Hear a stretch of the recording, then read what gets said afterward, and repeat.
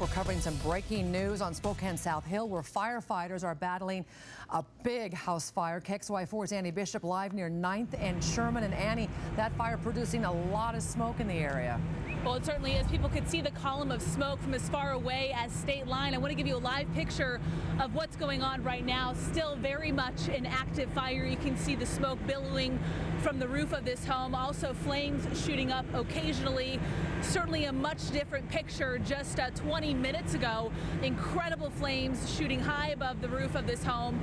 A lot of firefighters here working to get it under control. Now I'm joined with Assistant Fire Chief Brian Schaefer. Describe the scene when crews first arrived. It was truly just remarkable how much smoke and flames coming out of this home.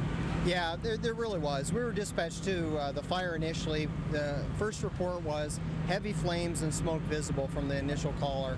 As the companies were leaving Station 1, they reported seeing a very big column coming from the South Hill. So we knew we had a working fire, and we knew based on the geography that it was going to be very challenging. At this point, we have 3 buildings that have been damaged in fire. One, the fire origin building, heavily damaged in fire, and then progressively better in terms of survivability of the structure as we went uphill. So 3 total, no injuries to civilians, no injuries to firefighters, and we're probably going to be here with the street impacted for at least 3 or 4 more hours. Let's talk about the challenges of fighting this fire. We've got homes that are really close together, narrow streets. Any other challenges that you guys face today? No, I think you really nailed it. The proximity of the buildings, the structures that were on fire, just communicated the fire uphill, as well as all of the trees and the vegetation that were surrounding those structures. It really did just propel the fire uphill and into those other 2 structures. There was a time initially where, based on the number of resources that we had, we just had to move ourselves from this main fire and go to protect the rest of the neighborhood because it was moving that fast.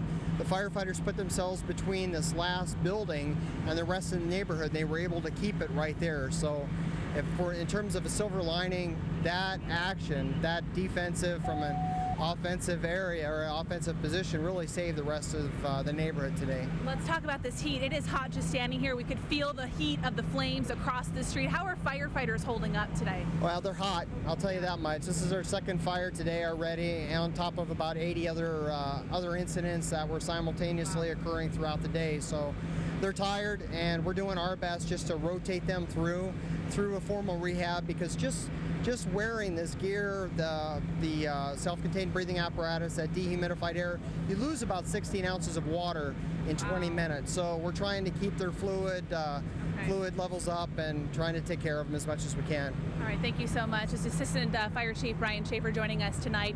As you heard, just an incredible fire here on the lower South Hill. We will stay here throughout the next couple hours monitoring the fire and bringing you the very latest information as it becomes available. Reporting live on the lower South Hill tonight, Annie Bishop, KXLY4.